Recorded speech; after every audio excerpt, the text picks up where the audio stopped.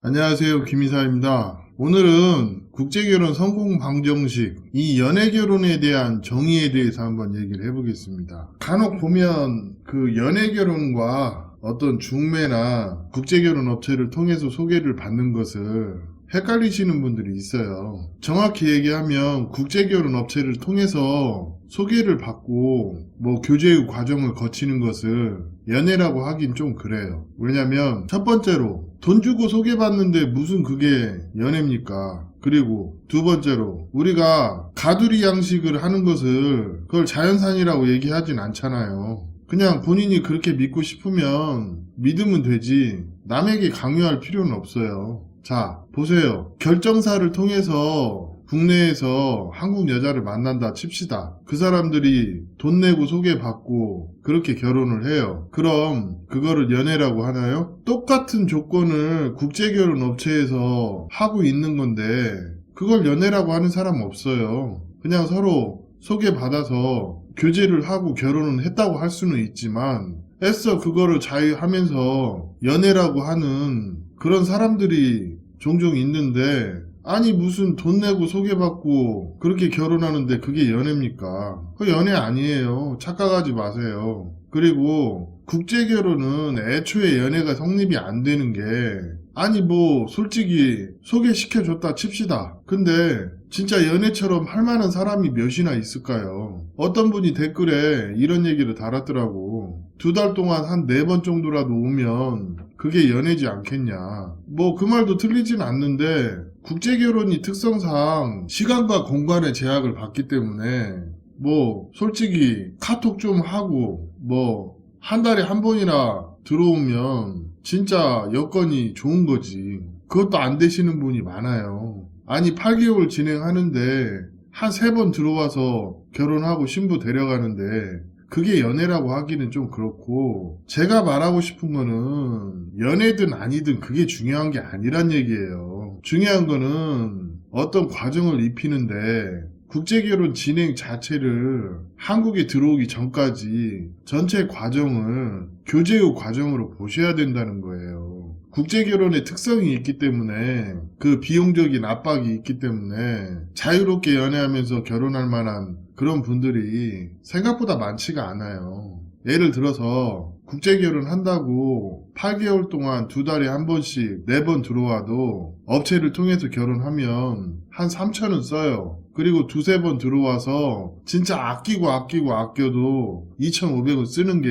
현실입니다. 그럼 연애라 함은 진짜 자주 만나고 그 사람을 알아가는 시간을 갖고 그런 게 수반이 돼야 하는데 국제결혼은 그게 어지간해선 성립이 안 돼요. 진짜 연애하려면 말 그대로 어떤 사전적 의미를 부여하고 그러려면 진짜 다른 사람들처럼 한 1년, 2년 그렇게 진짜 연애를 하시든가. 그게 아니잖아요. 국제결혼 업체를 통해서 연애를 하는 문제점에 대해서 그게 문제가 있다는 그 부분을 얘기를 해드리는 얘기에서 팩트에서 벗어나는 그런 얘기를 하시는 분들이 문제가 있는 거지. 제가 본인이 연애를 하는 마음으로 결혼한다고 하는 것까지 말리진 않는다고 하잖아요. 중요한 거는 연애가 안 되시는 분들조차도 그렇게 소개받으면서 본인 스스로 연애결혼이라고 자위하는 것까지 내가 말리고 싶진 않아요. 근데 확실한 거는 그런 시스템의 희생양이 되지 말라는 거예요. 국제결혼 업체 찾아와서 연애를 한다는 논리 그 자체가 말이 안 되는 거예요. 한국 결정사에서 한국 남자하고 한국 여자하고 만나는데 그거를 연애라고 하는 사람은 거의 없어요. 그 한국 결정사 시스템을 베트남에다 적용한 게 그 연애결혼이라고 하는데 정확히 얘기하면 교제 기간을 가져보고 결혼을 한다가 맞지 그걸 연애결혼이라고 하면 안 되는 거예요. 왜 그러냐면 진짜로 지인 통해서 소개받고 연애 결혼 하시는 분들이 저한테 이런 얘기를 해요. 아니 무슨 돈 내고 결혼하는 게 그게 연애 결혼이냐. 웃긴다. 저는 300% 동의합니다. 국제결혼 업체 와서 프로필 싹 확인하고 그 중에서 여자 찍어서 맞선 보고 교제기간 갖고 결혼하는 게 그게 연애다? 개뿔씨. 제가 봤을 때는 이런 게 메타인지라고 그래요. 그 현실 감각 없고 그 연애 안 해보신 분들이 보통 그런 뻘소리를 많이 합니다. 그런 거 신경 쓰지 마시고 제가 봤을 때 그런 방식을 연애라고 하면 안 되고요. 국제결혼은 이런 게 좀 있어요. 업체를 통해서 결혼하시는 분들은 제가 봤을 때는 속성결혼이든 아니든 그게 중요한 게 아니고 신부를 알아가는 과정을 거치는 거는 업체들이 말하는 연애 결혼이나 뭐 속성결혼이라고 하는 거나 그냥 잠자리 하는 타이밍이 한두 달 빠르냐 늦냐 이 차이밖에 없어요. 그럼 솔직하게 얘기하면 연애 안 되시는 분들은 오히려 그냥 약혼하고 신혼여행 갔다 오고 초야 치르고 그게 더 나아요. 근데 한국 남자들이 주저하는 것은 내 선택에 대한 확신이 없으니까 그 부분을 교묘하게 이용해서 업체들이 하는 상술에 본인 스스로 자위를 하는 거예요. 제가 볼 때는 뭐 교제기간 거친다고 해서 깨질 커플이 안 깨지고 그런 건 아니에요. 오히려 결과만 놓고 보면 약혼하고 신혼여행 갔다 오고 그렇게 남자친구 내지 남편 노릇 하는 그런 분들이 파혼율이 훨씬 적어요. 저는 현실을 얘기해 주는 거예요. 돈 낭비하지 말라고. 이건 팩트입니다. 보통 그냥 옛날 방식으로 약혼하고 신혼여행 가고 첫날 밤 치르고 이런 커플들이요 훨씬 결혼의 유지 비율이 높아요. 그리고 연애결혼 업체들이 말을 안 해서 그렇지 그게 결혼까지 가는데 난이도가 상당히 높아서 금전적인 손해도 많이 보기 때문에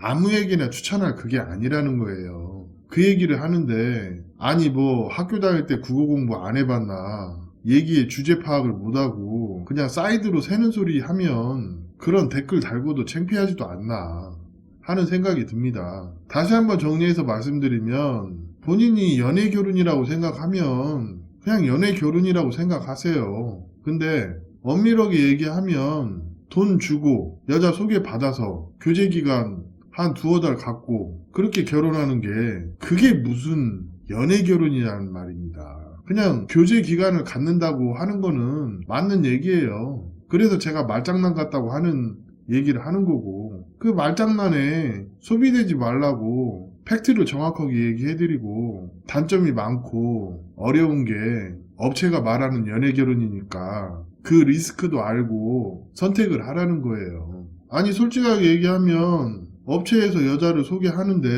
그 여자가 아니 나는 약혼하고 첫날 밤 치르는 게 좀 그러니까 한 몇 달 교제해보고 결혼하겠다 뭐 그런 경우도 있어요. 그걸 연애라고 생각하면 그게 연애인 거지. 본인이 그렇게 생각하면 그냥 혼자 그렇게 하면 돼요. 근데 내가 연애 결혼이 말장난이라고 하는 가장 큰 이유가 뭐냐면 예를 들어서 뭐 소개를 받고 교제 기간을 갖는다는데 신부는 기숙사에 집어넣고 한국어 공부시키고 그런 시스템이 대부분이거든요. 그러면 그게 가두리 양식이지 무슨 자연사이냐고요. 그게 말장난이지 사실은.